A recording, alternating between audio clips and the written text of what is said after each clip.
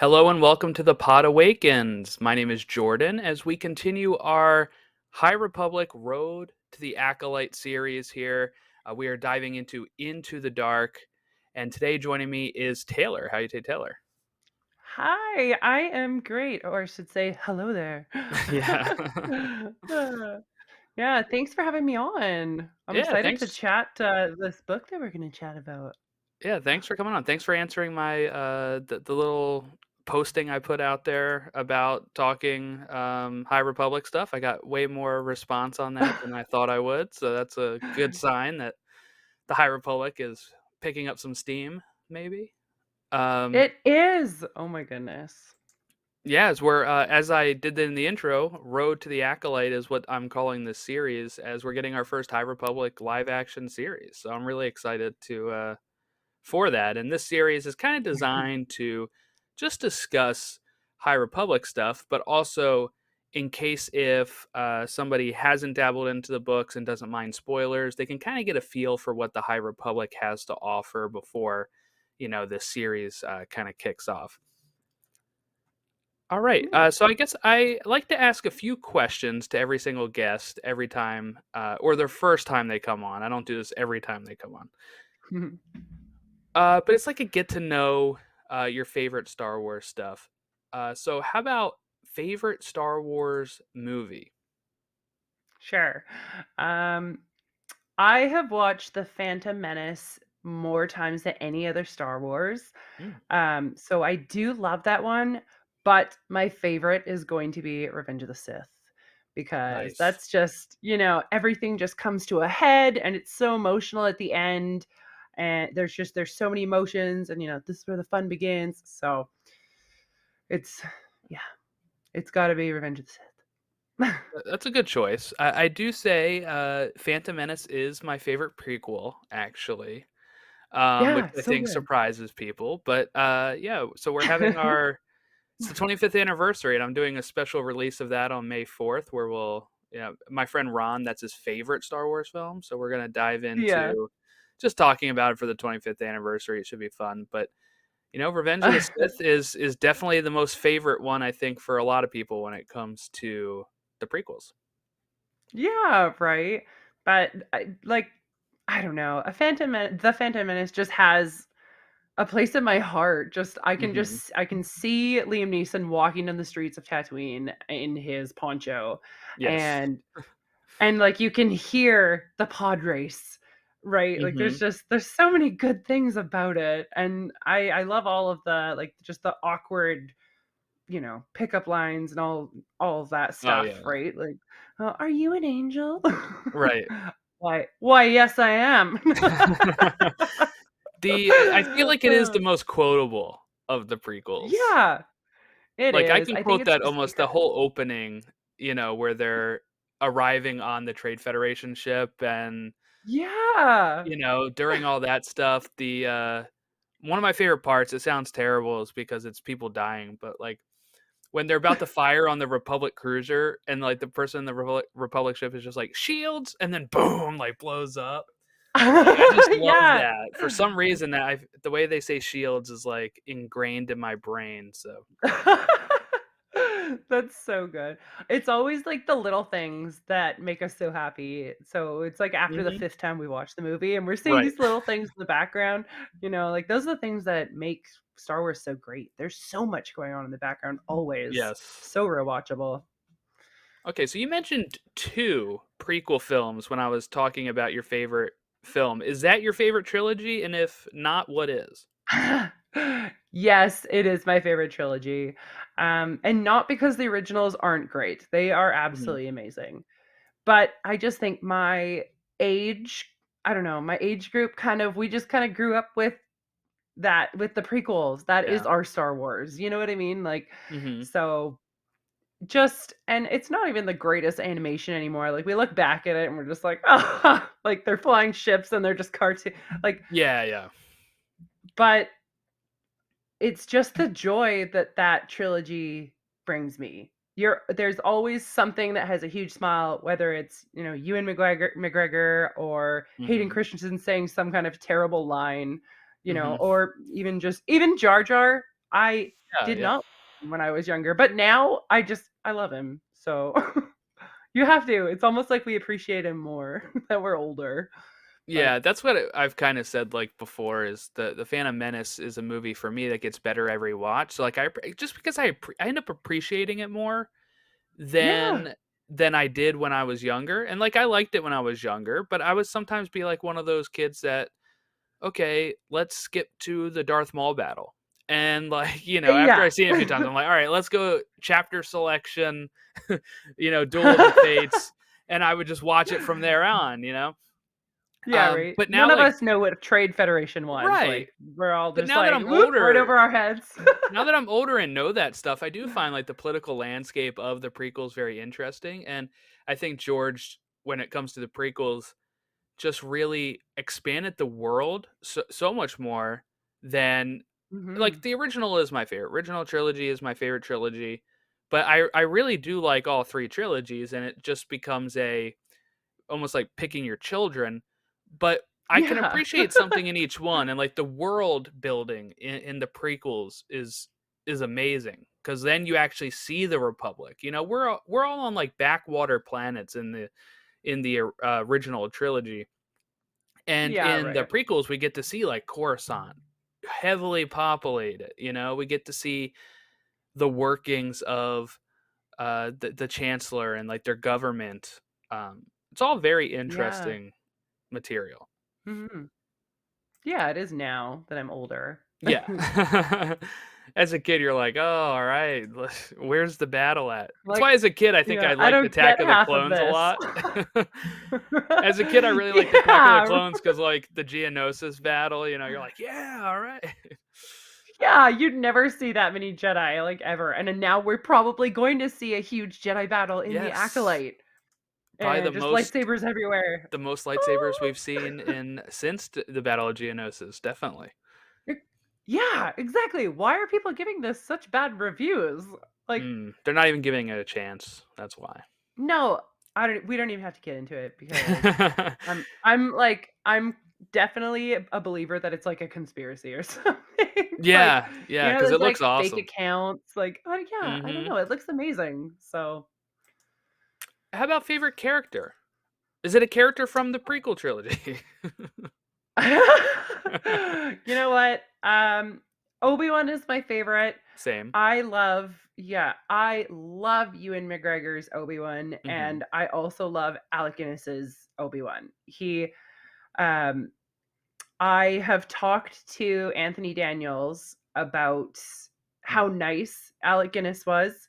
Um, he said that when they first got to Tenencia, Alec Guinness was with his wife, and he was just like, "Oh, like, did you get it? Did the film producers give you any spare cash to get a cab to the hotel?" And Anthony Daniels was like, "No, no," and he goes, "Oh, come with me and my wife," and he just came in. They went in the same cab or whatever, and apparently he was just super nice and down to earth, and he That's really awesome. liked being on set. So what I've heard super positive stuff about Alec Guinness. We all know how positive Ewan McGregor is, and he absolutely Yes. loves playing Obi-Wan, and that comes through to the character for me. He loves playing that character, and I feel like he just brought him to life, and somehow their faces are like the two actors' faces like Mm. blend together to make the same person, which is somehow just crazy, but It it's helps definitely gonna that, be like, he's Obi-Wan. Yeah. revisited it's helped he's revisited the role in Obi-Wan recently to be able to help bridge that Yes. gap a little bit more, uh, you know? But how about if I were to tell you, close your eyes and picture Obi-Wan Kenobi, what version what is your ideal Obi-Wan that you picture when you close your eyes?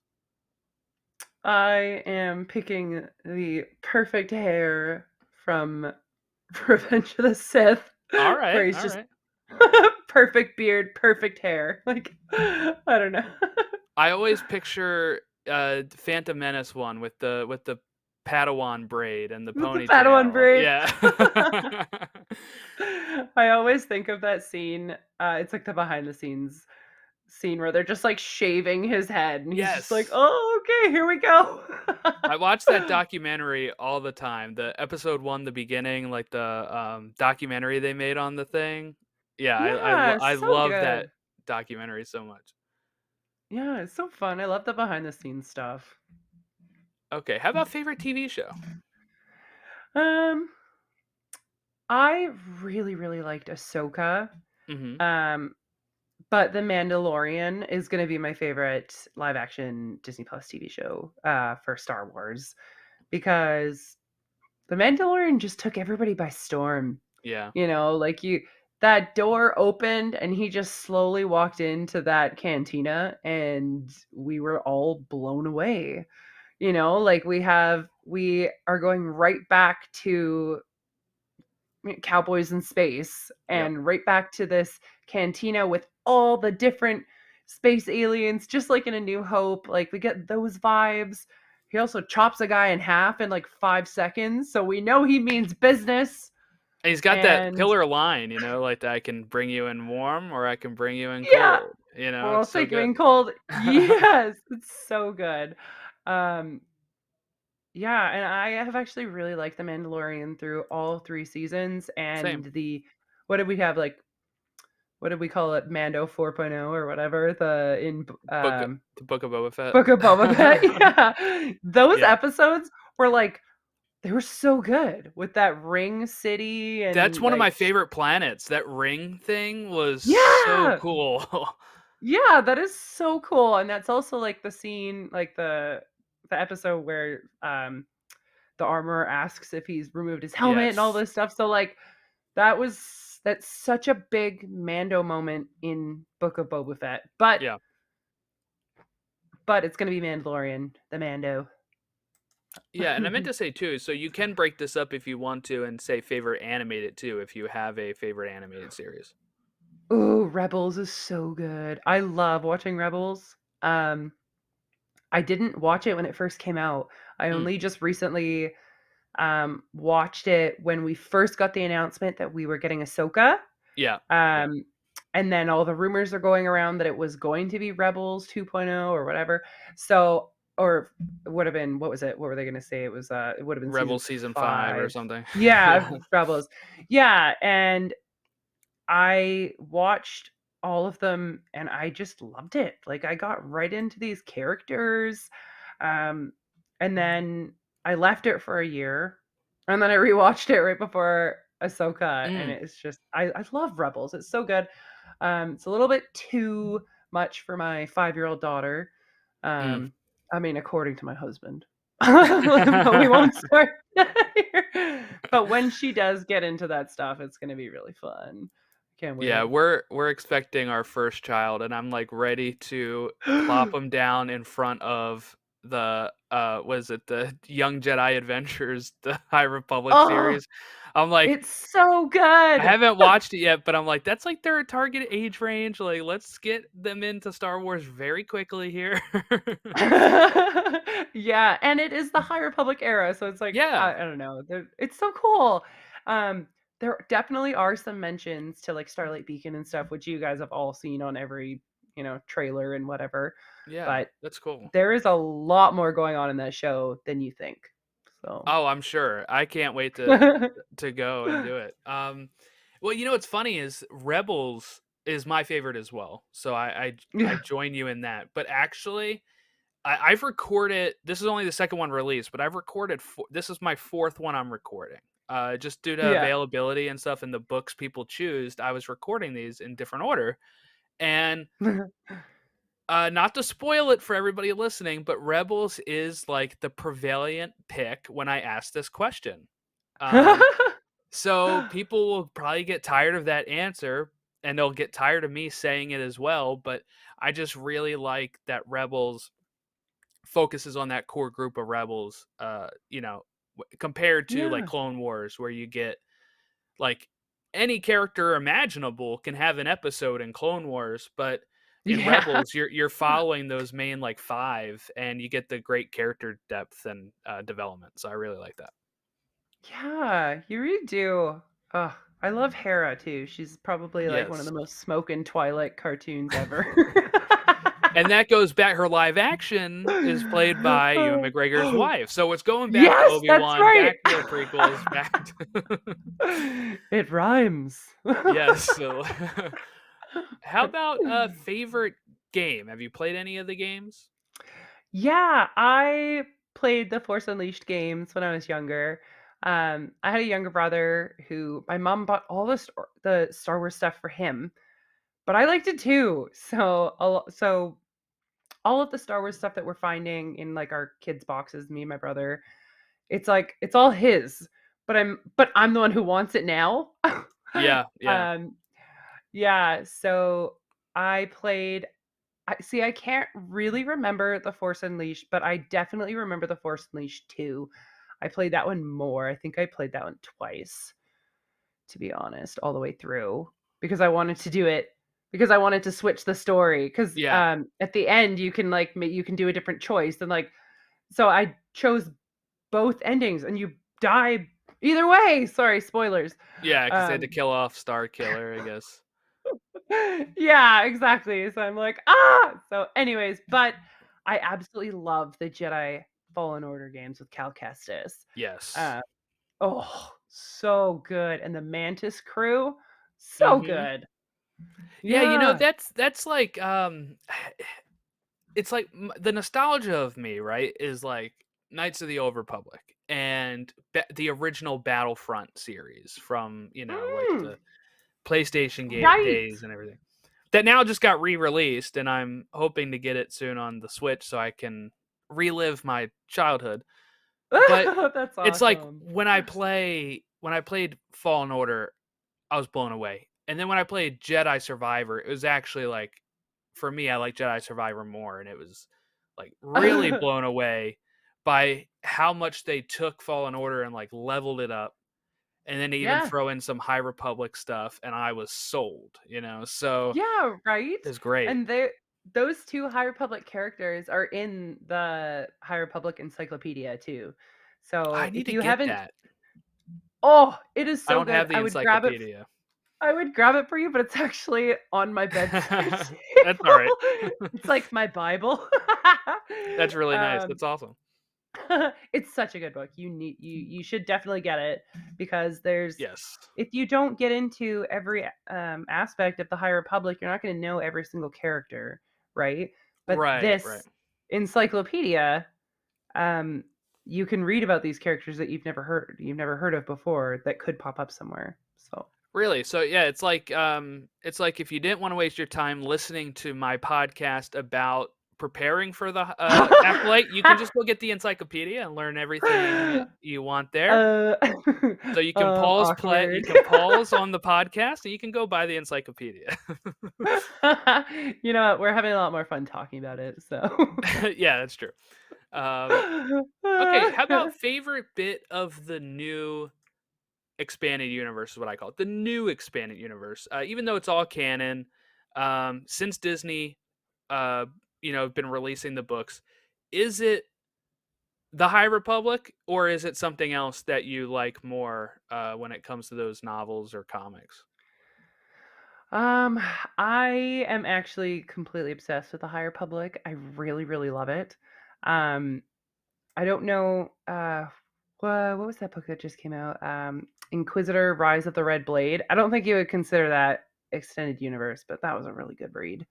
Yeah, that can That be came the out answer. just Actually, somebody else already yeah. said that book as well. That was somebody's Oh, favorite okay. of the, outside of the High Republic stuff. They said that one was very, very good. I That haven't is gotten around such to a that good one. book. Oh, you need to. It's right in Clone Wars era. Hmm. Like Anakin has a mention, Obi-Wan has a Oh, mention, nice. Mace Windu is in it, like the Jedi Council. And you're on the side of this like Inquisitor. It says right Yeah. on the front, so I'm not going to give it away.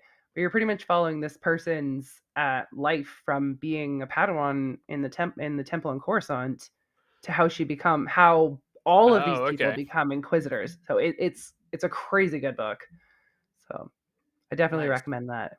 Yeah. My favorite has been Shadows of the Sith so far. When it Oh, comes to that, that was I a good really liked one. it. Yeah. So for me, that book was a bit slow. It took me a long time to get through that one. Mm. but it added so much to the sequel Yeah. trilogy. It It ties in gave with it so much more. Mandalorian too, because they have Yes, Python and the Seeing Stone thing. Yeah. yes, exactly. There's so many little backstories in Mhm. that book that it makes you almost understand like where the sequel trilogy was trying to go, if Yeah, that yeah. makes sense. I feel like the writers in Lucas Publishing or Yep. whatever have it a lot more they've got a better organization technique on their Well, story. yeah, because I think the way it works, right? If I'm speculating correctly, the way I imagine this worked is J.J. Abrams sat down with Lawrence Kasdan for Force Awakens, wrote a Mhm. script, and then the story group was kind of like, all right, we have to build to this, right? Like we have Yeah. to build to the state of this. But then Ryan writes his own story, and then Mhm. it sounds like he did work with the story group because Claudia Gray wrote Bloodlines, and that she said she worked with Mhm. Ryan on that. So we kind of got some more with that. But then Yeah. it goes to what's his name, and then he drops out, Colin Trevorrow, right? And then he gets fired. Yes. He wrote a script, and then it goes back to JJ, who then throws that script in the trash and comes up with his own, and is changing it while they're filming. So at that point, like the story group probably isn't heavily in charge. So at that point, I feel like the Mhm. story group then just has to take all three of these separate films and say, how do we tie these together? How do we get from Yeah. here to here to here? And they're starting to do that with Yeah. uh, you know, anything they can, like Shadows of the Sith. I haven't Yeah. gotten around to Dave Bad Batch Filoni, come season save 3 yet. us. Yeah.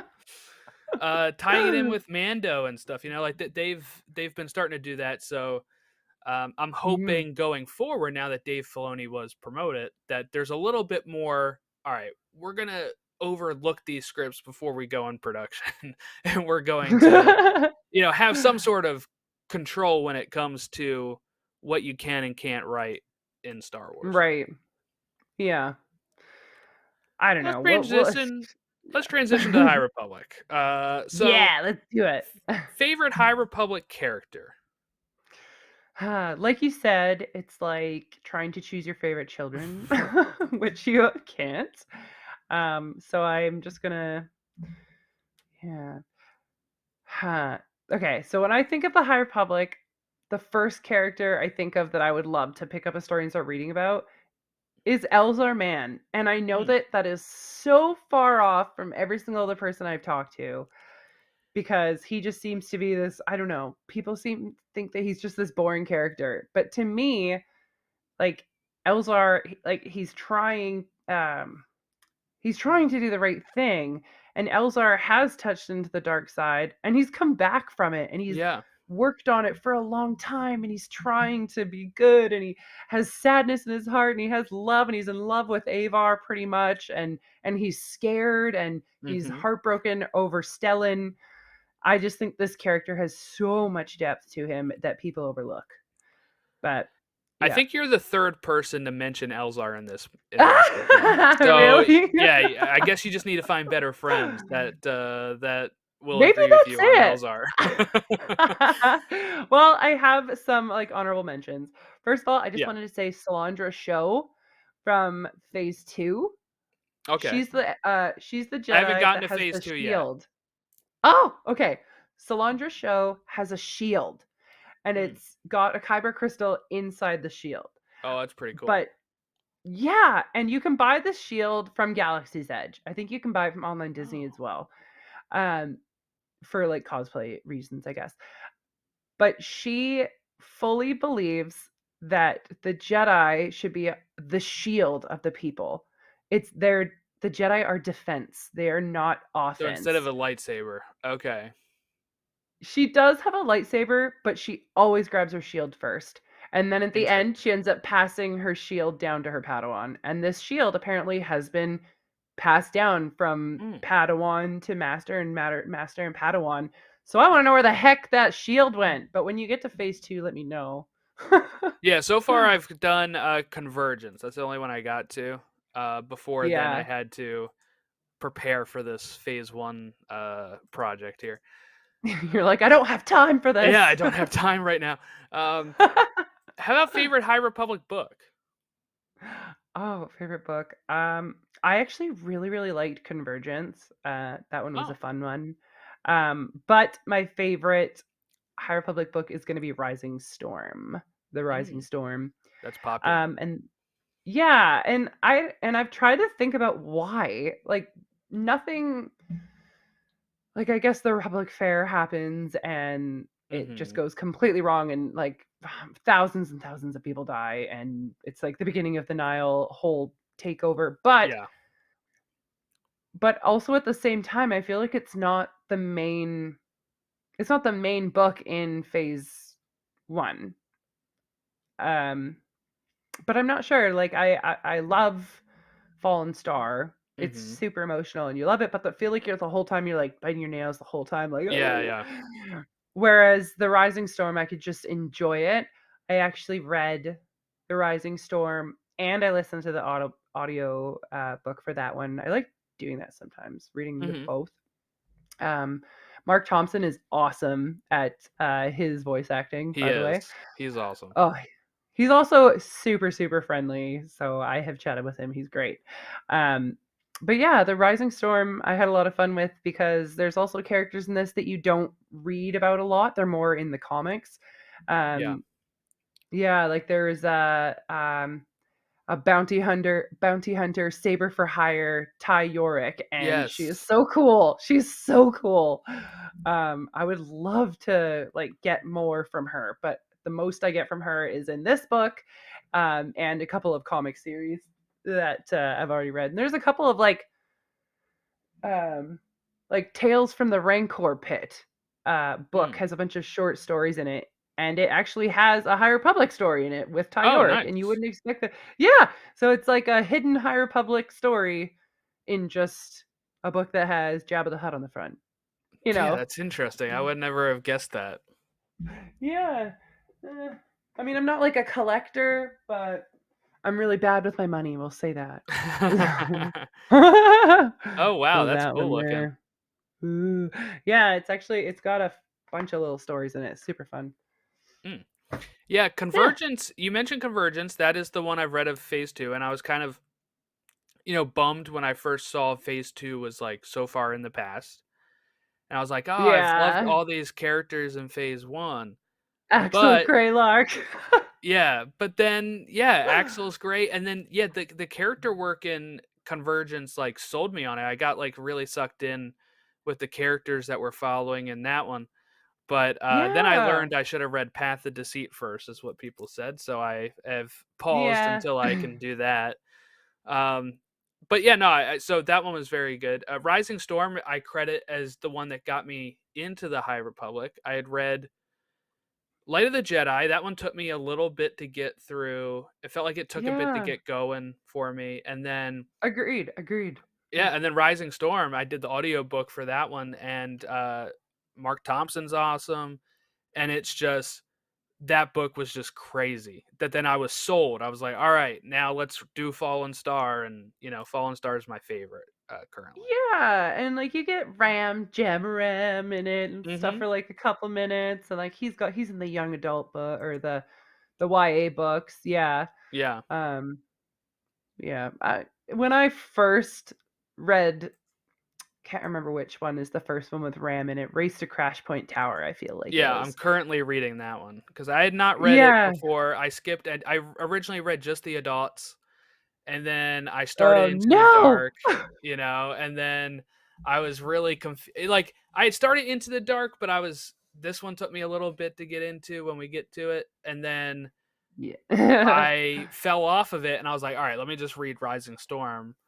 And I didn't realize how interconnected this was in the sense of characters just bouncing around. I thought maybe like the middle grade characters would stay in the middle grade lane, you know what I'm saying? But they don't. They're like Yeah. all over the place, which is cool when Yeah. you read them all. Yeah. If you actually put in the time to read all of the High Republic content, and Yeah. I'm not even saying that I have, but if you put in the time, it is highly uh, rewarding. Yeah. And it's like I've tried to describe it to my husband um, as the High Republic is this giant story that they're telling of the early ages of the Republic, the early ages of the Jedi. And this story is told by, well, it started off with just 4 or 5 writers, but now there's a lot more. And they wrote this whole story and they thought, we are going to throw this same story into so many different mediums, meaning Yeah. comics, there's the manga books, Mhm. um, there's the random stories that I'm finding in other books, and Yeah. there's the young adults, the low grade book or the lower grade books, and then there's the adult novels. And if you don't read all of it, you're missing out. I'm sorry. You have to bite the Yeah. bullet and read that young adult book. And like Race to Crash Point Tower was probably like my least favorite That's of what the I'm whole finding High right Republic. now. I'm 33% into it, and I am that's You're just 1 day of like, listening. I can't. It's a 3-hour listen, and I've gotten, like, an hour and some into it, but it's like, that one I'm struggling with more than any of the other ones just because, It's uh hard. yeah, yeah. But I'm telling you, it is worth it because Yes. the next couple of books that Ram is in, Ram Jamaram, Mhm. you actually start liking him. I know in this book, you're like, oh my God, like he's going to keep saying this saying over and over again from his master Kunpar or whatever. Yeah, yeah. But you actually really start to like this character. And I just read where is it? Escape from Valo has Yeah, Ram phase right on the 3, right? front. Yeah. Yeah, phase 3. And by this book, I actually like Ram. And at the beginning, I just was complaining to my husband about how much I couldn't stand this character. But I've now read about him in, I think, 3 different books, and he's in a couple of different comics. Yeah. And the thing about Ram is that what nobody knows is when you hear the Mandalorian look out of that N1 starfighter and he goes, "Wizard." The word wizard was made up by Ram Jamaram in the High Republic era on Valo. Was it really? And then it was. And then he started saying wizard, and everyone's like, what is wizard? Stop trying to make wizard happen. But it does. It happens. And he says it, and even Reith starts saying it. Oh, Um, nice. so you'll notice it. But there's also a comic, and it's called like the High Republic Cook Off or something. It's like a one off, like some silly little comic where Buckets of Blood is like making I don't know, Yoda's recipe or something. And Ram is running around in the background yelling, "Wizard, wizard, I'm going to learn how to bake. Wizard, wizard." And it's like, who is this running around in the back of this comic yelling this? Right. And then I read the guy later in all the books and I'm like, "Oh, okay. So give Ram a chance. Ram a jam." Nice. No, I didn't know he made the word wizard, because that He appears made in, it up. Phantom Menace too, doesn't it? One of Anakin's Uh friends. yeah, it does. Yeah, when he's like, "Oh yeah, Wizard Annie" or Yeah. whatever. Yeah. I forgot about that Interesting. mention. And you Yeah. mentioned That's Buckets of awesome. Blood, and I just wanna state for everybody listening, that is an actual character's name. We will be diving in when we get to him in the books, but yeah. Uh, okay, how about favorite phase before we dive into the dark?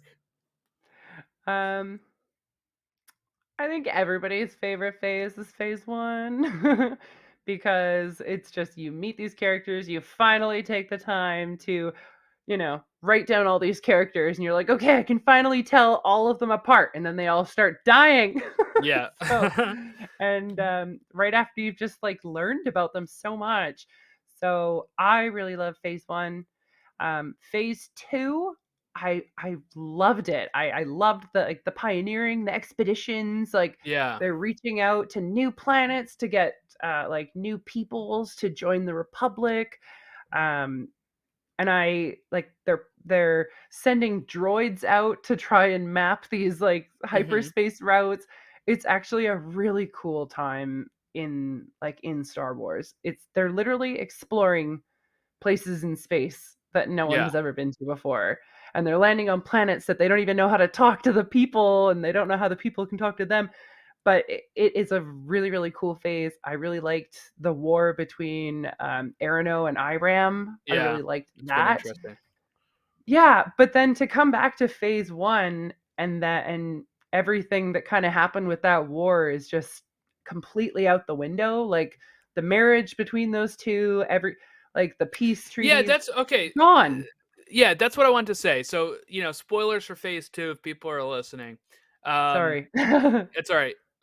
No, because I read Convergence and Hmm. I got real into those characters. Then I went and had to wrap up Into the Dark, and they mention Iram and Arano in this story, Yeah, in the they do. 25 years in the past thing, and they still hate each other. And just for context, that really rubbed me the wrong way a bit because It I was like, did. whoa, that was all for nothing. Like, that's what kind of sucks about it so far. And like, I'm Yeah. hoping I'm look, I don't know. I'm hoping there's some sort of resolution as to why that's the case, but I don't know. Eh. All right, I guess we can dive into the actual book now, which is Yeah. Into the Dark. 40 Into the minutes in here. dark. Into the Dark, uh, written by Claudia Gray, and it was released February 2nd of 2021. I think that was That like far a away? Oh my. yeah, already 3 years. It's been I think it released a month after Light of the Jedi and um the next book we're going to do, which was the uh Vernestra Rowe one, Test of Courage. Oh, I love Vernestra. She's awesome. Yeah, I'm glad she's going to be in the Acolyte. Ah, I know, but it looks like she might not be in it for very long. So I don't Yeah, know. I don't think they'll spend too much time on her in that. No. Okay, yeah, so we kind of have an interesting structure when it comes to this book, right? Because we will have our main characters. This is how I like to talk about. We're going to talk about the main characters. Let me just tell everyone who's involved in this story. You have Reese Hmm. Silas, who is a Padawan of his master Jorah Mali. Um, then we're going to get introduced to Des Ryden, and we're going to get introduced to Comac Vitus. Orla Jareni's in this. We also have Leox Jasi, Affy Hollow, and Yeah. Geode making their first appearances in this. But this story kind of goes like we start with Wreath and all those characters, and then Mhm. we'll do a random detour, I think 4 or 5 times, where there'll be chapters 25 years in the past, and it's going to focus on Comac and Orla's history with the Iram and Arano stuff. Mhm. And it's kind of like I guess it doesn't have long ramifications, but it definitely like is very same sort of character stuff going on in both. I would say. Um, Mhm. but yeah, just very interesting. I guess let me just get your thoughts on that before we really begin. But what did you think? Maybe like that first time we get to 25 years in the past, and you're like, "Whoa, we're getting thrown into a whole different time here." Yeah, so we go back in time to when I believe Orla and Comac are both Padawans at this point.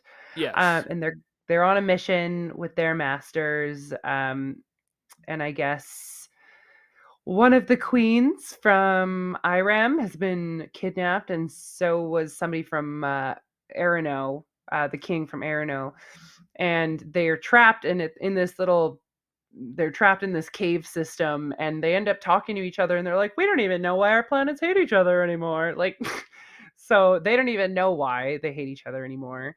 But anyway, so they end up working that out in a cave somewhere, the whole war. Yes. Um, but Comac actually loses his master in this Hmm. backstory, and he ends up taking all of the blame himself because he, um, I guess, I guess he always takes responsibility for watching his master's back, and I guess what sad enough, his master was a snake species and didn't have arms and legs, so they did not have seat belts that worked well enough for that kind of sentient species. So when they were shot down and crashed their ship, his master did not stay in his seatbelt. Mm.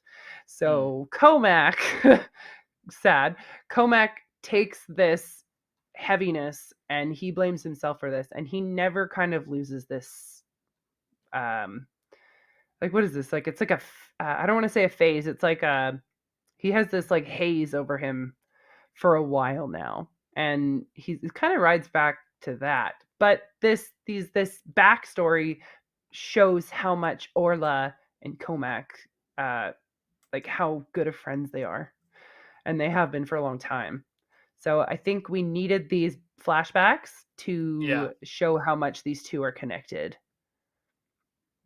Yeah, no, I agree. We need these flashbacks. It really helps you understand Orla and Comac just overall, right? Because they don't get a lot of play in the main storyline, right? Right. Because like our main storyline is really focused on Wreath and the crew on the vessel, and we Yeah. don't get as much time with some of these characters. Um, Mhm. but yeah, so interesting. Wreath, really interesting character. He is more of a wanting to be a librarian, right? Like he doesn't like combat. He doesn't like going out into the frontier. He likes being in civilization. He's a city boy. Yeah. His master wants him to go and experience this mission to get away from, get out of his comfort zone. Mhm. Just overall, Wreath, you didn't really mention him that much in favorite characters, so I just want to ask, like, where do we land on Wreath? Are you a fan of Wreath? I am a huge fan of Wreath, but I just have so many fans or so many favorites that that he just has to like float in the middle there. But yeah, you're right. At the beginning of this book, Wreath loves being in the archives. He knows where everything is. He has his favorite like booth that he sits at, and everybody knows that's his spot to sit in. He's a bookworm. He's very like very studious. His master, everyone thinks that he is so lucky because his master is one of the masters that are on the council. Um, but to me, it just feels like because she's on the council, she's almost too busy for him. So this is why he's been in the archives so much. And yeah, she just kind of drops it on him like, "Hey, we're heading to the outer rim. Pack your bags." And he's like, "What? I thought I Yeah, belonged here." he really does react like a kid when their family's getting ready to tell him they're going on like a camping trip, and he just wants to stay home and play video games. He's like, "No, I want electricity. I want power. I want Yeah. civilization." Uh, Yeah. I find him very relatable because I am a history major, so I feel like I would be right in that. I think everyone likes to think they would be the Anakin or the Obi-Wan of seeing action and being prepared for it. But Yeah. really, I think I would be the Wreath of like, actually, let me just uh, do my studies and know the history of everything and not actually ever see combat. I think that's how I would be. Yeah. No, I really like how Wreath Silas's character grows so much. Like by the time you read about him in like later in the phases, I Hmm. just I don't know how far up you are, but by the time you start reading him as you know him, it's just this like you have this like knowing smile. Like Hmm. there's a couple scenes where he's having like a duel with Vernestra, and he's Yeah. like extra sweaty, and he's like got a little bit of a crush on Vernestra, and I'm like, oh Reed, like oh like Yes, because because I he feel does like I know him appear. so He well. appears again in Yeah. Out of the Shadows, which is where I think that scene you're referring to is, Yeah. because Yeah. he shares time with Vernestra in that one. Yeah. But yeah, so it's interesting too because Des Ryden was Jorah's apprentice before Reed. Yeah. Wreath, so they kind of have like a friendship because of that familiarity with My Mhm. master was your master type of thing. Yes. And uh, Dez is going to spend most of this, I don't know, would you say most, half of this book maybe, where he is presumed dead after an Yes. issue on the Amaxian station, Yeah. which shocked me. I was like, oh my God, they killed Dez. And then I was a little suspicious because they never found the body. And then you're like, okay, maybe he's There's alive. something. Yes. Yeah. But when he actually gets down to the planet, and with the Dren gear and stuff, I knew it was gonna be Dez, Oh, the yeah. other When it's like captive. Yeah, the yeah, other one. there's Yeah, another pod here. There's another pod here that looks like it's only been here for a short amount of time. right. Oh, and like the Drengir are talking to each other like the other one didn't blah blah blah, and it's like the other Jedi. Yes, But it was very yeah. written like we don't want to say it yet, but it like when you do it that much, you're like, I know you're hiding it from me, so I know it's somebody like Dez. Yeah, something was gonna happen. I did not expect Wreath to just be shot out to another planet, though. Like No, yeah, I had no. how these pods go out and they hyperspace jump into different zones and then they come back. Like that was so out of the blue. And I guess the Amaxines. So this is an Amaxine station, and Mhm. Amaxines were very highly intelligent race of people. I think they're still around. I think they're even in the Bloodline book. Maybe I'm crazy. I feel like they're in the Bloodline book Oh, with interesting. Leia. With I don't Leia, like remember. I want to say That they makes sense. stopped It's somewhere. Claudia Gray, like, wrote both books. Yeah, You could right. throw that in there, no problem. Yeah, I think it might be at the end, unless I'm just insane.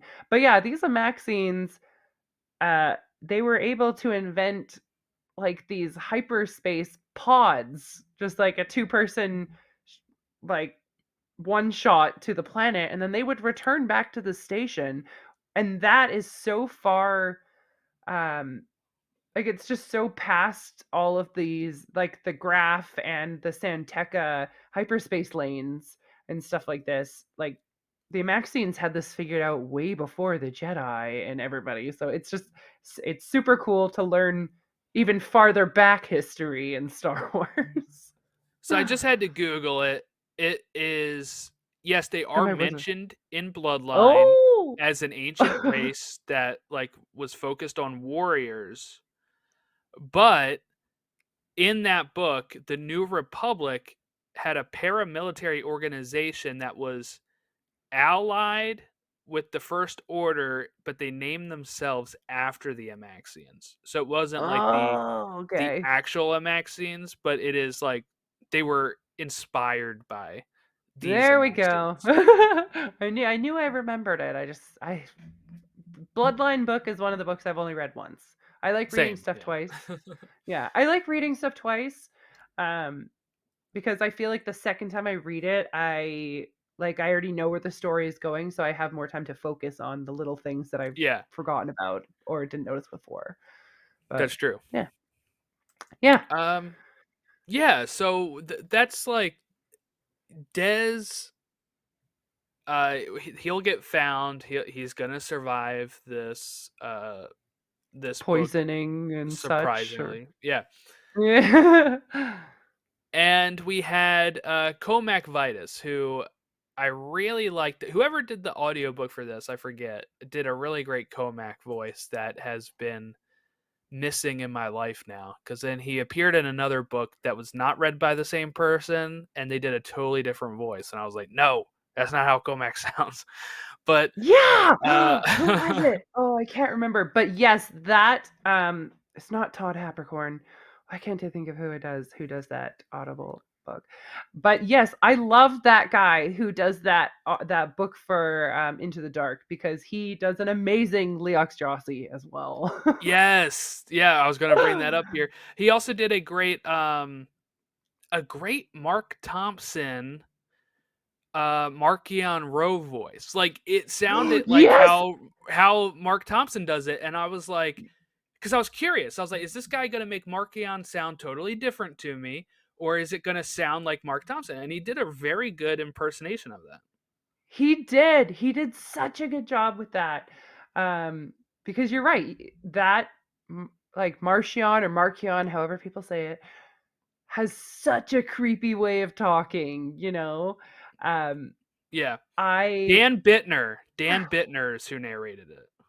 yeah, well, you do the best Leox Jossie and Comic, so but I definitely like how like when I'm reading, that is the voice that I read Comac in. Yes, same. Same. Yeah. And when I was listening to the audiobook where it wasn't that, I would then translate what that woman said, and then I would say it in Comac's. I would hear it in Comac's voice from this book. Yes! You I almost have was to, like, I like, have to pause and translate it re-say it. into what Dan Bittner would have done. Okay. I wanna say it was, like, Keeler Lee or something who did it, but I Yeah, can't she does remember. she's done that one, and she did oh, she did both Test of Courage and Out of the Shadows. Yeah, I like her voice for Venestra. I like how Yeah, she because does now I'm gonna Venestra. run into that probably. I'm gonna run into a book where Vanessa's not voiced by her, and I'll be like, "This is not right." Well, Mark Thompson actually voices Vernestra as, like, someone with a little accent, and it's like, Yes, "No! No!" he does the same thing with with Orla, and then Oh, Orla doesn't have that yeah. voice in this. Yeah. Yeah, so that was one thing. So I like it. We obviously love it when these voice actors, when they're doing the audible stuff, all connect and they work with each other. Hmm. It's great because when you're listening to these audible books or audiobooks, there's like explosions in the background. You can hear like Yeah, firing and the music. ships flying over. Yeah, like the music in the background. It's great. Um, so I feel like more people need to get into that. But yeah, you're right. Which one is it? It's where Orla is talking, or she's like helping train Elzar, and she It's at the has some beginning like of Fallen Star. Yeah, she's got yeah, an accent. Yeah. it's like some Russian woman, Yes, it is. and it's like no, no, no, no. Orla's awesome. So, but that's okay. That's okay. Yeah, so let's talk the vessel crew because I think these are like the characters that shine in the book probably the most, right? Yes. Like you got Leox Jossie, who's pretty much Matthew McConaughey. Um, Yes, he is. He's like space Matthew McConaughey hippie. he's drawn that way. Like I'm not just saying that he's drawn that way. He is Yeah. voiced that way by both Dan Bittner and Mark Thompson, who do their best Matthew McConaughey impersonations. It's funny. I was watching Interstellar right before this for another podcast, and I had never seen it before, but Matthew McConaughey is in it, and I all I could think was Leox Johnsy the whole time. Now I have to watch it that way. I was like, I need Matthew McConaughey to play Leox in the series. Like, we gotta Oh have my him show up god. somewhere. That would be so cool. Like, what does he have? But Like mint sticks? He's always got his mint yes, sticks. yeah. But he's a great guy. Like he takes care of Affy. At the end of this book, he's gonna leave the. He has it so that way the ship is under her name and not his. Mhm. Because of the stuff Affy's going through with her mom and who is the adopted mom really of her that runs the Mhm. guild that they're a part of. Um, and we have so I guess we can kind of transition to Affy there. Mhm. Affy's kind of like our, would you say, secondary lead of the book behind Reef? Yeah, she definitely um sucks me in a lot to her character in this book because you want to know why why is she adopted? Hmm. Why is she this young girl on this ship like hauling stuff, right? Like what's her story?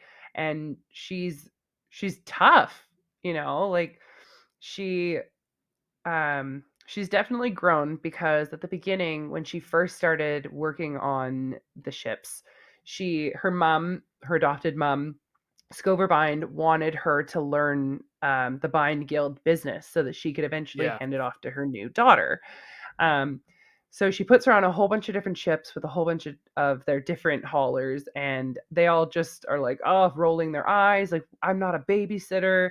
And she gets super emotional. And there's like a line in the book where she says that she carries around a napkin because she's known for just crying, breaking out crying. So, which is like sad. And you think about it, 15-year-old girl, probably at that point. Yeah, I Right. can see it. So now, what is she, like 16 or 17? Now she's with Leox and Geode, and they're like her best friends in the world. She can 100% trust them.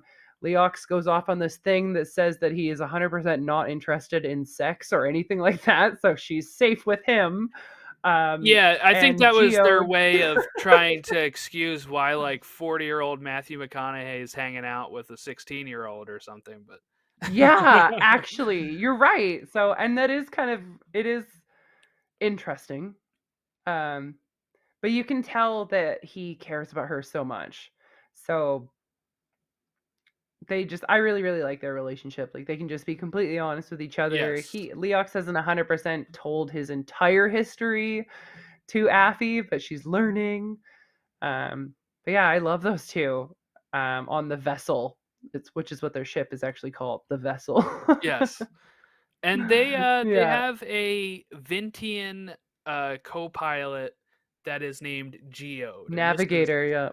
one of the stars of the High Republic. I feel like everyone's making Geode jokes all the time, but if people don't know, like, Vintians are a species that look like a rock, and They look an awful lot like a flinty rock. they have, like, no face, nothing like that. It's just a rock, and uh, no one ever really sees them move either. Like, it'll. That's kind of like, I feel like the running joke with it, right? Is that somebody will turn away from Geode and then turn back and he's moved, and they're like, oh my god, he must actually be moving. And there's characters that Yeah, think, yeah. or there's characters that think like, oh, they just moved this rock and they're making it seem like he's alive. Like, some people don't believe it. Um, Yeah, like, I think right off the bat, Orla Jareni, like, starts joking with him, and she's, like, giggling yes, with him, like, she totally gets him right off the bat. And then there's Wreath, who, like, walks into him and is like, "What is this rock?" yeah. Like, "What?" And, like, Affy's like, "Don't talk to him, he's extremely sensitive." And it's like, He's got a lot of game too. I mean, like, apparently, I think it's in Fallen Star where he's like talking with what is it? Um Joss and what's the other woman's name? The couple that's oh gosh. on the Yeah, ship. Joss and Pika. Pika, Pika yeah. Adra. Yeah, Pika's, like, sitting on, like, some, I don't know how. Somehow she's, like, sitting on Geode, like, like, Yes. totally flirting. And Joss comes up and he's all grumpy, and Affy's like, "What's wrong?" And he's like, "Well, I'd appreciate it if, half of your crew weren't flirting with my wife." And she's like, Right. "Oh, Leox doesn't mean anything." And he's like, "I'm not talking about Leox." And you look up and she's, like, totally flirting away with a giant rock. Yes. It's Yes. so It's funny, it's silly, Uh, it's the best of Star Wars in that regard when you get silliness and yeah, things like that. Geode saves people's lives. Like, Yeah. he actually he there's a couple of people where he's actually, like, saved them. Like, it's like, "Oh," he's like, and even you're like, "Oh," and then all of a sudden it's like, Geode stood there. Like, and, Yes. I don't know. It's like The way Geode they'll was say it too solemn. Like, is, like, seriously like that. They'll be like, "Geode stood over them," and you're like, "Wow, he's there. He's saving the day." Like, he does. He, like, takes blaster fire and stuff, right? Like, Yeah, he is the yeah. hero. Yeah, it's like, even you could even tell by Geode's solemnly stare, and it's Yeah. like, or it's like Geode was awkwardly silent, like, Yeah, like he it's always like is, right? I mean, it's so yeah, good. it's a good time. So definitely check out Geo. They have a picture of what he looks like on the Wikipedia article of him. You mentioned having like a list of characters and stuff before diving in. What I've done too Yes. is before they released anything, they had put out like concept art of the characters, and I had made Yeah, a like the full. concept art Bible. Yes, I made a folder in my phone of pictures of just the characters. And then whenever I would need one, and forget what they look like. I would go to my picture, see if I have a picture of them, and I'm like, all right, that's who I'm talking about right now. Yes. Yes. You know what? I actually have the same thing. I have the concept arts and their names. Um, Hmm. like I had to go back. I forgot who what was his name? Rel Aslan Rel. He just showed up in phase 3 and he's actually a character from phase 2. Oh, Um okay. and and I remembered the name, but how they describe him in phase 3, you're like, "Wow, this guy's freaky." Um but I looked at the picture that I had of him, I'm like, "What the heck? He's like a young, good-looking guy back in phase 2." So, yeah, having those screenshot pictures in, like, your phone even is just it's super helpful. Um, but you definitely need that to get through Light of the Jedi. Light of the Jedi is the hardest Yes, book to get through, and once you get through it, the rest of them are so good and so fun. I So, agree. yeah. But yeah, so I definitely recommend if you need to look at photos of the characters or whatever gets you through some of these. It's helpful. All right, so the main story here with these characters, right, is that on their way to, so for the vessel, they're the ones that are picking up these Jedi to go out onto the frontier. And while they are traveling there, the great disaster from the Legacy run happens at the same time. And that Yes. is, if people listen to the Light of the Jedi episode I did, that's the one where the Legacy run blows up and everything causes the emergences. So Mhm. some of these first books are going on at the same exact time. And this is Which is one of so them. cool. And they kind of sometimes all end at the same point. Like this one, Yeah. Light of the Jedi, and I believe Test of Courage all end at the dedication ceremony for Starlight Beacon. So you Yeah. have like these points in time where you're like, okay, now I know where all the characters are. They're all here, and then you can branch back out again. Like the first comic Yeah. run ends at the dedication as well, so it's very interesting. But yeah, so Yeah. then they have to, you know, uh, stop using the light speed because of this disaster, and they end up Yeah. finding the Amaxian station, which has some at this point the Amaxian station is abandoned, or so they think, and Mhm. they're just trying to find a way to hold off for a bit, maybe use some of their rations they have before they have to end up getting the okay that they can ride back out into hyperspace. It seems like it's not too long though that they're actually there. Was it maybe a few days they said? Yeah, it was actually only a few days, and then a couple of the more, I guess, more known routes that were cleared were safe to go on, and the chancellor put out a thing saying that you can travel these certain routes. But just to get a better idea, so the Legacy Run was this giant um, a Bind Guild ship actually that Yeah. um, it was an older ship and it actually took a lot of pressure trying to avoid something in the hyperspace lane, which doesn't happen. And it exploded in the hyperspace lane. So some of these pieces of this ship and the cargo pieces came out all in different places across the galaxy. And what Leox explains is that if there's literally bits of a ship flying through hyperspace, if a single little piece of hull flew through and hit their ship, it would put a huge, massive hole in their ship, and their ship would oxidize, which means everything on the inside would get sucked out and you're just completely mushed. So they're like, yeah, we're not going to do that because there could literally be like a dime sized piece of metal flying through right now. So let's just take a Yes. break here, which I probably would do too. Um, so they get thrown out of hyperspace because hyperspace is super weird. It's doing all sorts of weird colors. It's not It nice was blue. red, right? Yeah, it went red and purple. Yeah, crazy. Because obviously usually see the beautiful blue of hyperspace. Hmm. And they stop and they're like, okay, there's got to be some other people that got kicked out too, and that's what ends up kind of happening. They get stuck on the Maxine station with a few different other ships that were also kicked out of hyperspace at the same time in that area. So, and some of them just happened to be the Nile, which at this point they didn't know it was the Nile. So Yeah, Wreath Nan. gets nice and Wreath gets nice and close with Nan, pretty girl with blue hair. Hmm.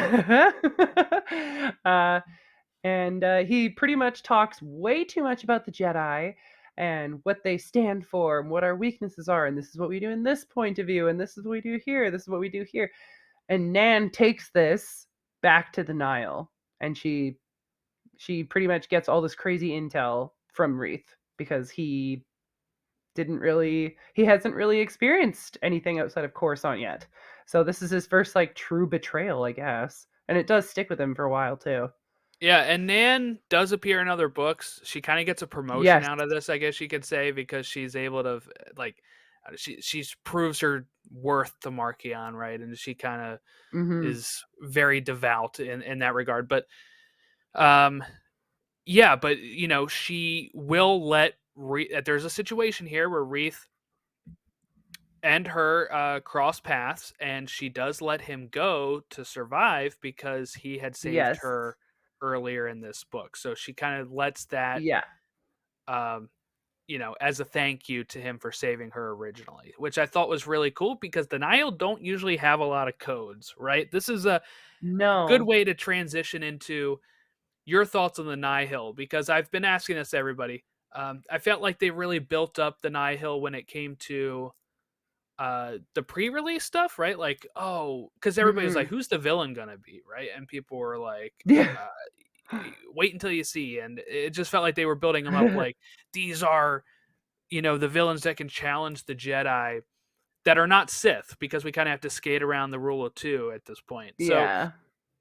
what are your thoughts on Nihil? Are they good villains? Are they worthy villains of taking on the Jedi, or are you like, they're all right? I think the Nile are super gnarly. Hmm. In a couple of their battles, they're super nasty. Like, they'll put out they just let a bunch of poisonous toxic sludge out Yeah, onto a bunch of pilots, or um when they go to the Republic Fair, they just smash everything and they're like flying purposely into falling people for them to smash all over their like dashboard, for lack of a better word, and they're laughing. And I think that the Nile are a good villain because they're just so hateful and they're just so darn evil that we don't feel bad about the Jedi knocking a few heads off. But um the real villain in this is Markion. mm, He's so smart, he's so planned out. His family has been in this fight like way before he was 8 years old, like, yeah. and he just knows how to use these people that feel like they don't belong to anything. So the Nile, I feel like um they put up a good front, like, join us, you're free, you can do whatever you want, we have all the drugs and the alcohol and the women, all you want, parties, everything. So you join the Nile, but then you can't leave once you're in because Yeah. you're probably only have like a 30-day lifespan really when you're on a Nile Tempest. And really you could just look at a guy the wrong way and he just like will shoot you. So I think Markion has put a very good front up, making the Nile look like just a bunch of babbling, blundering fools. But he's back here doing the real planning. So I do think it's a really good villain because it's just people that you want to hate. That's what Yeah, you but want. I guess my main thought was like I think the the lower level Nihil are not as like scary to me. It is really Markion Mm, once he takes over and he does his power play and he is starting his plan. It's like, all right, this is a guy I'm scared of because you never know what he's gonna do, right? Like yeah. he's somebody that has been planning whatever he's been doing for a while, and he finds the right time. He's like a Palpatine without, of course, the Sith ability. But you know, Yeah. just a good strategist that, you know, has his plan. He's doing it, and he's scary on what he can have. And what I guess makes the Nihil scary is that these guys they can just do whatever they want, right? Like, uh, Mhm. they go and ransack. They don't care what they're doing. They just want to cause chaos and problems. Yeah. And they do. They cause a lot of chaos and problems, especially in this story. But we also get introduced to another villain in this story compared to, uh, right? This is our first introduction to the Drengir at this point. Yeah. This pretty much is where they actually come from. So Hmm. I started reading the High Republic um, comics with Keith Trennis, Yes, and and the Skier and Drengir all were them. just Yeah. kind. Yes, and the Drengir just are they just show up and you're just reading about them, and there's not really a where they're coming from or anything. So then when I got to this book, and like I didn't even see it coming with all of the like the trees and the arboretum, like I did not see them releasing the Drengir. I don't know why. Like maybe other people have saw that coming, but I didn't. And I remember the they had these idols and the statues, and they're not Yeah. sure if they're holding something back, and then they all do this big um I don't even know, like captures, not spell, but It's pretty much like whatever. a force spell that is Yeah, to yeah, release the. So it's like these four idols, right? That are yeah, keeping what we find out. They keep the Drengir like frozen, like as if they're not like living, dormant right? or Like they're like whatever. dormant, whatever. Yeah, they just look like plants Yeah, then and not like their plant being that they are. And when they remove them because they feel like they're tied to the dark side, they find out it wasn't the idols that were really tied to the dark side. It was the, you know, just what they were keeping in that was tied to the dark side. yeah, And when they leave with these idols to study them in Coruscant, it kind of releases the Drengir on the station. And yes, then you also have the other Drengir that live down on the planet that you were referring to earlier. And yeah, I think, mentioned that like none of their friends have come back since they've gone to the station. Like they know something is wrong with people, like their people going to the station, which I think is interesting. They don't really care to yeah. talk to humans. They don't like, they just, No. I guess, think humans are below Meat. them. Random. Yeah. I liked the Drengir threat. They're kind of a little bit different on every planet, I think. They I guess their spores or their seeds or however it is that they are Hmm. spread, they adapt to whatever is on that planet. So I in the manga books, the Edge of oh god, Edge of Balance books, the Drengir are in those manga books. And Mm. they look totally different. And I'm looking at it and I'm like, no, this isn't what a Drengir looks like. This looks nothing like a Drengir. And I was so upset about it, only to finish the book and them to do all this research and say these Nile are like this because this is the kind of wood that we have here on Banshee, this planet, uh, or whatever. So it was like, whoa, like okay, now I get it. And I think there was another book where they were more toxic on that planet than a different planet or something. But I did like how because they're plants, right? And yeah. I'm a gardener, so I'm actually the head gardener at the Greater Vancouver Zoo. Oh, So cool. I am a gardener for 120 acres, and I'm constantly battling thorn bushes and blackberries Mhm. and prickles with my like hedgers, and I'm just and I'm like fighting the Drengir with my hedger, with my steel hedger, and I'm just like reading the book, like yes, this is perfect. So every time Reese would get a little scratch here or a little scratch there. Des Yeah. would get a scratch on his neck from them. I'm like, oh, that hurts. I'm like, I know, like I know how it feels. Yeah. So I really liked the Drengir because I feel like I can relate against battling those. Yeah, it's interesting. I had the same experience when you were talking about reading the comics first and then being like, "Oh, these these guys come out of nowhere. And then really like, Yeah. reading this book and it's like, oh, okay. So, and that's the thing people don't realize too, I think, is we're telling one big story, but there's Yeah. also different villains throughout each medium that kind of comes up and they go from one medium to the next as well. So it's very like we said Yeah. before, really tied in uh together. So they had decided they had left, right? And then they realize that their mistake and they all kind of break council rules to go back and deliver the idols again. And of course that's when the Yeah. Nihil also get on a Maxine station. So that's kind of like the big Yes. culmination of the book. But while we're on Coruscant too, this is when he decides to check on Jorah Molly's master, Reith. And Mhm. if she checked in at the station on Starlight Beacon or whatever. And the droid tells him, no, she didn't. And he has like a moment of like, oh, okay, so she's fine. And then the droid mentions uh, she died in battle. And this happened in Light of the Jedi, right? We saw Jorah Molly in Light of the Jedi. Yeah. So That's right. yeah, so she is with Skier, and Skier even tells her like, "You don't need to go. Like, I will Yes. go for you. You're a council member. You have other things to do." And he's like, "You better come back." And she's like, "You know I will." And then she doesn't, and Skier loses his arm. Yeah. So in the same battle.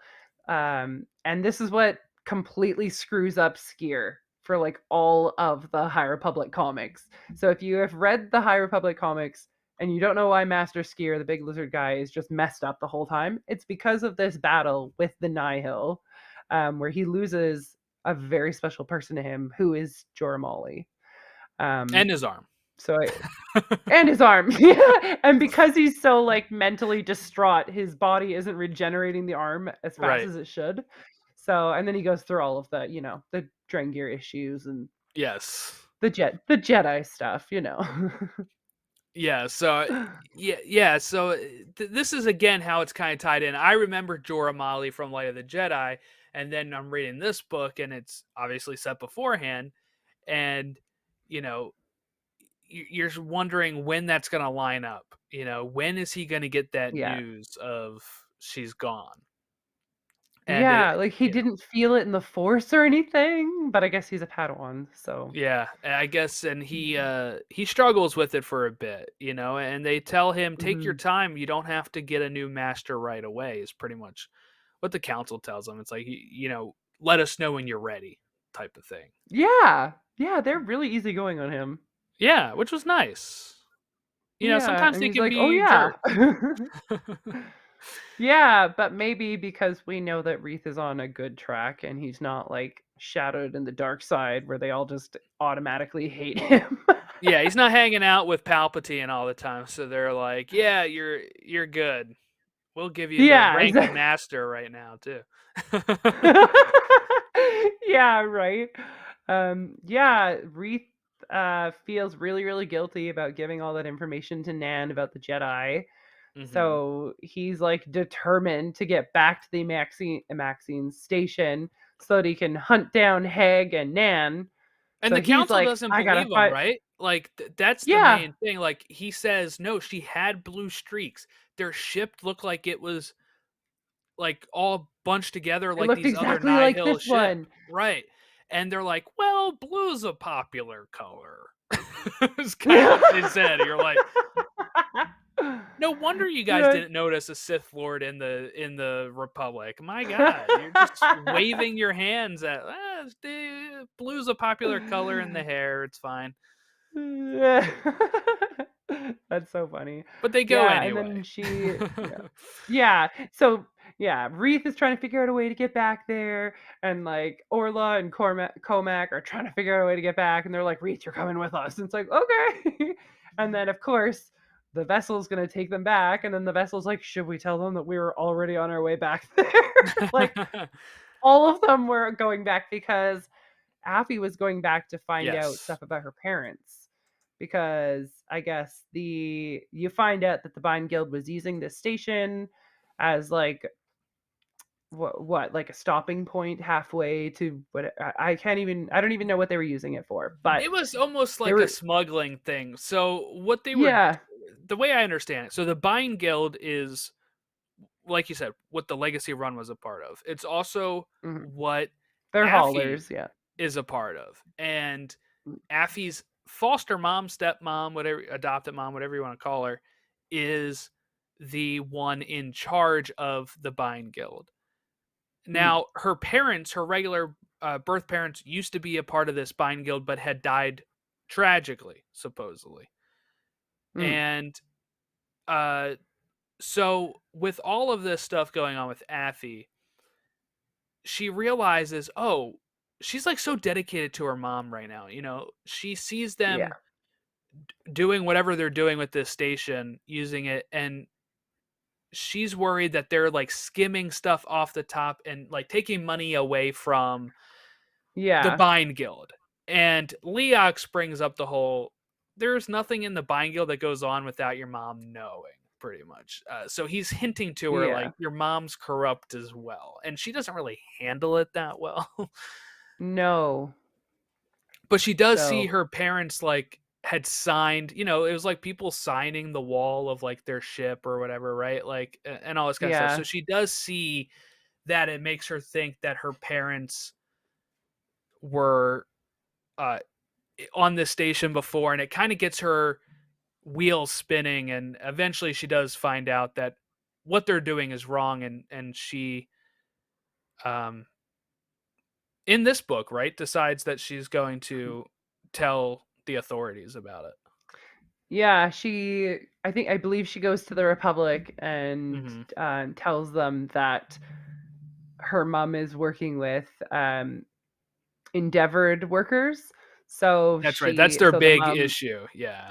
yeah, so they're sending these people who want to cut like 12 years off of um their time that they owe with Scoberbine. So they're like, well, we want to be not working for her when our daughter is still a kid. So we can do it. Like, yeah, we can get this done, no problem. And then if they go and get this really hard job done, then they get like 12 years off their time or 8 years off their time. But while her parents were trying to do this, um, I think she found out that they actually did die on the Maxine station. Yes. Like the helix rings that everybody thought had killed Des Ryden actually did explode and kill her parents. So she's like, hello, my actual parents got killed for my fake mom. And she's like, what? So she's super confused. Um, and everyone just keeps telling her that she's doing the wrong thing. But in the end, she does do the right thing. Um, and there's even more stories of Affy and her decisions going into um, phase 3 as well. So Yeah, they were indentured servants. So it was yeah, yeah. a you know, they like sign a contract with the workplace that they will work for a certain length of time, usually without a salary, and it's Hmm. just, you know, that's how it works. And a lot of them, if people remember that term, it was big in the colonial period when people would leave England to come to America or, you know, anywhere over here, and would be an indentured servant. They'd work the length of time, and then they'd be able to start like their life over here, and eventually they would work that Hmm. contract off and then be able to, all right, buy the land over here and maybe go into a trade in the new land. So funny that they brought Hmm. that into you know, Star Wars, because I think that's interesting. Yeah, I do. They do bring a lot of history into Star Wars. My co-host on my podcast, Explore the Force, Hmm. one of my co-hosts, Jimmy, he's a teacher in Kansas, and he's constantly teaching us stuff. Jack is my other co-host. Jack is he's over in the UK, Oh wow. and yeah, we have it's an international Star Wars podcast. So we're all over the place. Jimmy's in Kansas, I'm in British Columbia, Canada, and Jack is somewhere in London, out of an hour outside of London, I believe. But Jimmy is the teacher, and he's constantly like, "Did you know?" And he's like giving us all these history lessons, and there's a lot of history stuff, and just like stuff that we would have learned in like socials 8 or whatever that pops up in Star Wars, which is really cool. So real world problems. Yeah. So the story pretty much wraps up by them all arriving back at this on the Amaxine station. Like we said, we find Dez when Wreath accidentally stumbles upon the pods, and then he brings Dez back after he has to battle him because Dez is all like strung out on this poison He stuff like that the practically Drengir give drags him. them back. Yeah. Yeah, Yeah. and he finds Comac, updates him on all that kind of stuff. But during this time too is when the Nihil arrive. We also have the Drengir arriving, and Wreath decides the way he's going to do it. Right, he blows up, he destroys the idols, and then he Hmm. also sends the transport pod to like fire the pods back in space, so that way the Nihil and Drengir can't use them. So he Yeah, sends them to otherwise it like would be like a secret unpopulated. weapon. Yeah. Yeah, he sends them like unpopulated worlds and all that stuff, so nobody can reuse the station and you know all that kind of stuff. Um, Mm. like we said before, uh, what's her name? Nan just lets them through Hmm. at a certain point Yeah. when they come head to head. But Geo does save Wreath, using his body to block him from being sucked down into space. But while they're Yeah. sealing the airlock, so that was really cool. And then we go back to Coruscant. Of course, Affy, like we said, turns over the information. But we do get an epilogue, which is Mm. after Starlight Beacon is open. Um, the opening, it's the dedication. We have Avar now, Elzar, Stellan, Skier, Buryaga. All of those characters are interacting and in this building, while Hmm. Nan is informing Markion about Haig's death and all Yeah. of the other numerous Nihil that had died at the Amaxine station. She survived because she had went to the lower tunnels. Mm. Um, but yeah, so he is saying about, like, I think he mentions Markion, a rising storm is coming or some sort of storm is coming, and of course that's Yeah. a reference to Rising Storm. Yeah. Yeah, it's definitely the very beginning of Markion's plans. And Yes. Nan, yes we get Nan in this um book. Um but you don't even really think she's that much of a threat. But going Yeah. into the High Republic Phase 3, she is in it. Like she is tied in this in a big Oh, knot. interesting. So yeah, so Nan is very present in Phase 3. If you guys do end up getting into that, I'm sure you will. Yeah, I got them all. Like, I got some of them on Audible, like pre-ordered. Some of them already have. Because when I was signing up for Audible, it, give you a credit each month, and at one point I was built up with credits. I was like, what am I going to use these on? And I just started buying Star Wars books. I'm like, yeah, add that one, add that one. So Yeah, right. it's great. Yeah, it's actually awesome. I yeah, I well, like I said, I'm a gardener, so I'm always working outside. So I'll either be wearing hearing protection because I'm running like a lawnmower or a Hmm. hedger or a line trimmer or whatever. And I'll listen to these Star Wars books as I'm working.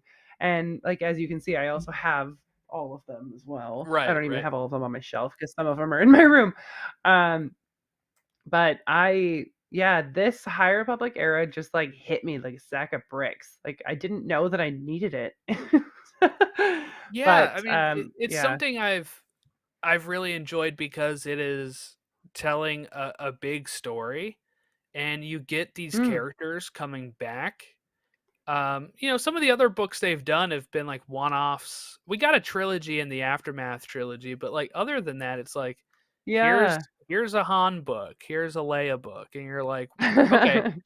But like this is long form storytelling, and I like that we're seeing these characters develop and grow, throughout Yeah. each book.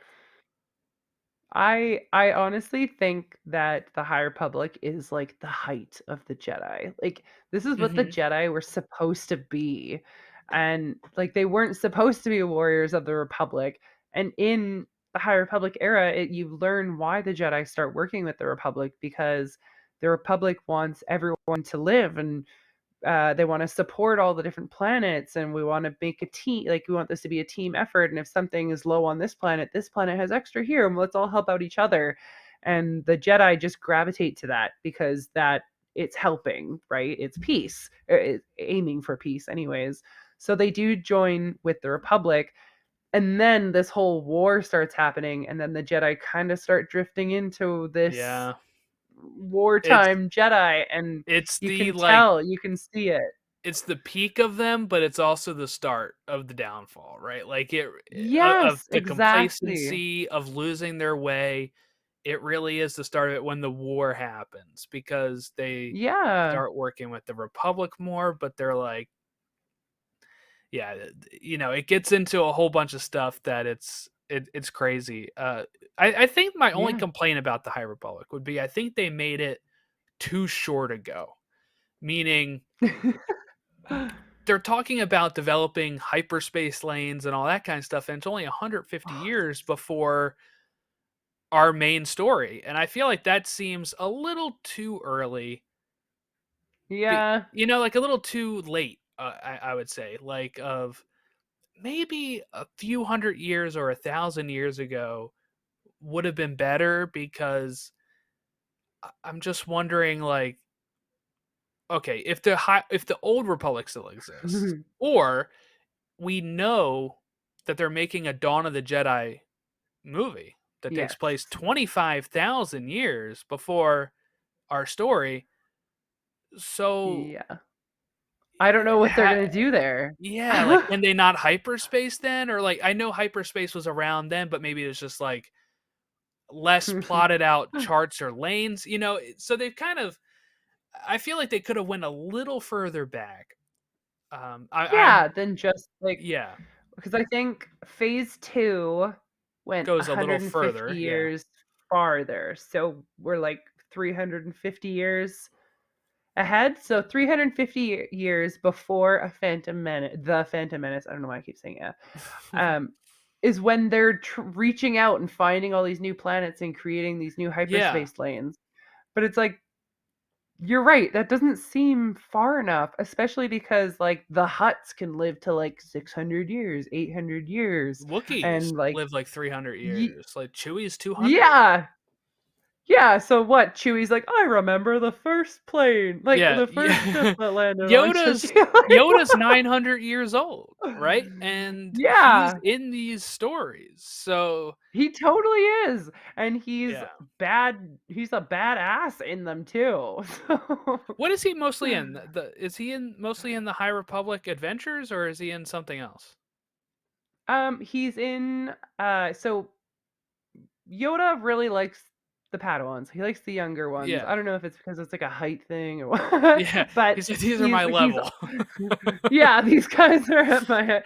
So he's always with the Padawans. He's always got some kind of Padawan Okay. mission on Okay. the go. And even in Young Jedi Adventures on Disney Plus, he's like one of the main teachers. Okay. So yeah, it's pretty exciting, and he is at the end.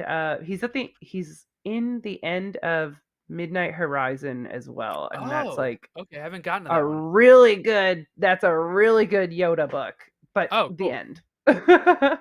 Very good Yoda end book. Like the Yeah. chapters, right? Like he's probably in like a chapter or two. Yeah, it's like the last few chapters.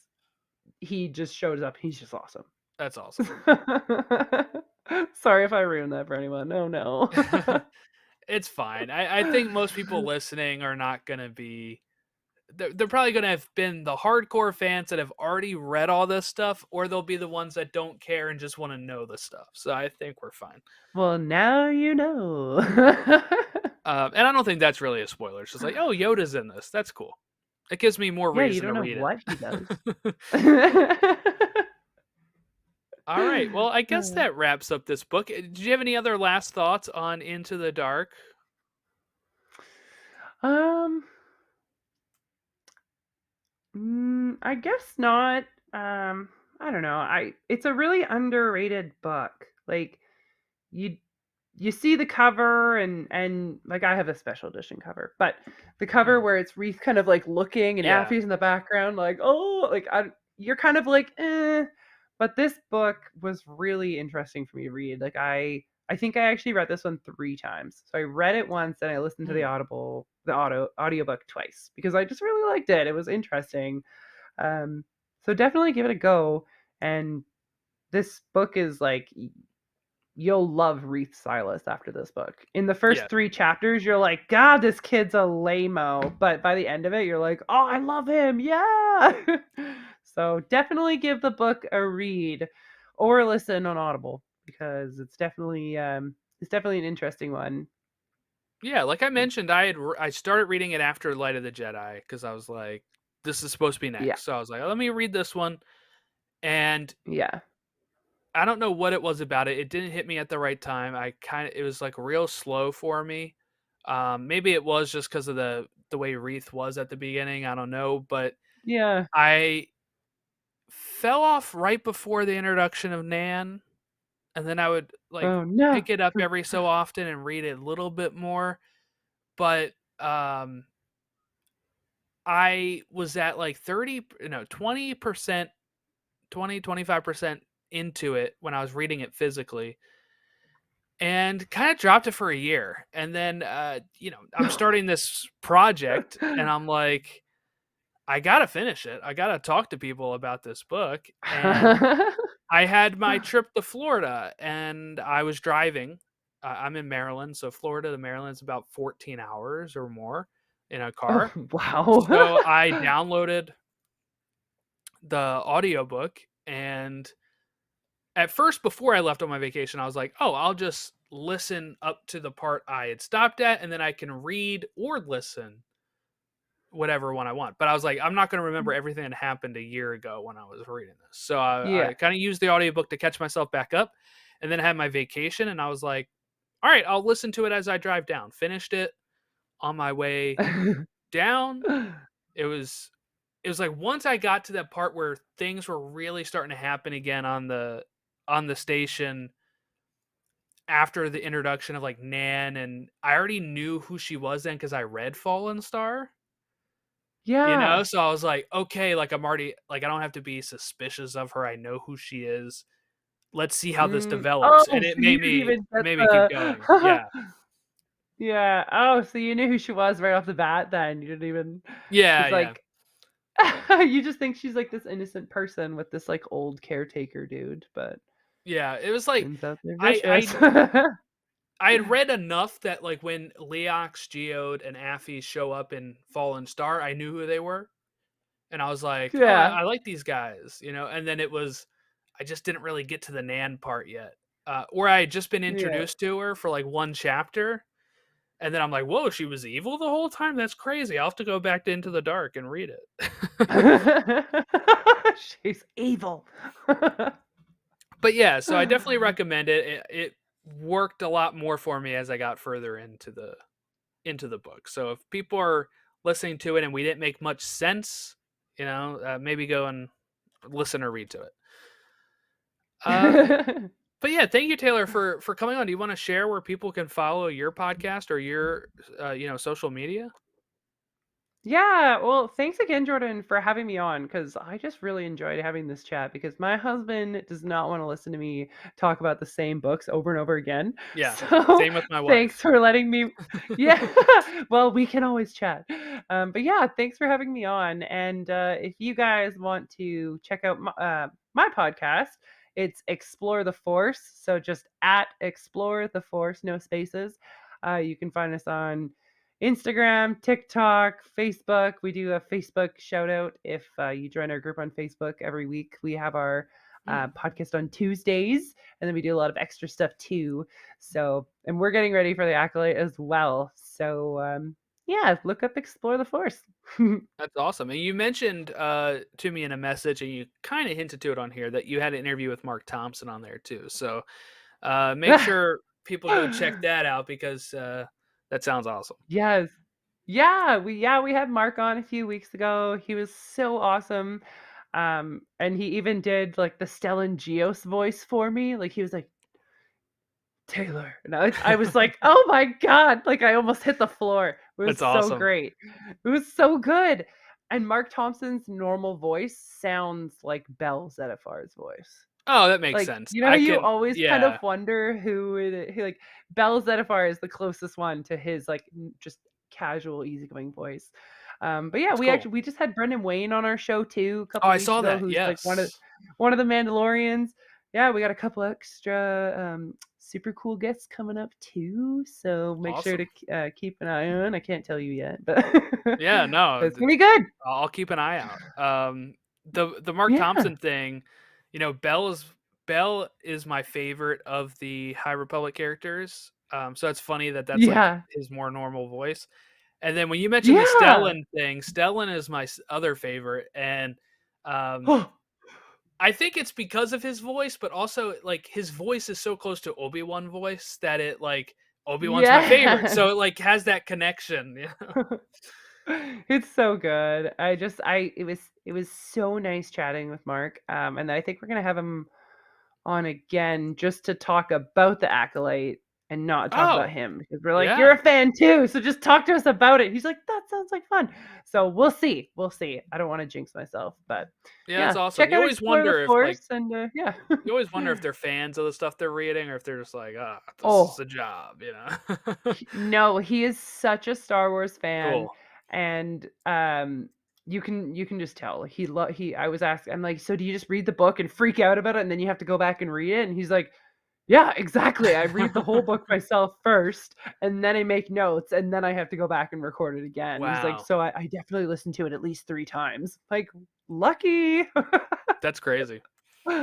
Yeah, Uh, but awesome. but yeah, so you can follow this podcast at Podawakens on all of our social media, and yeah, so thanks for watching or listening to us. Have a great rest of your week, and next time we will be talking a test of courage. So stick around Ooh. for that.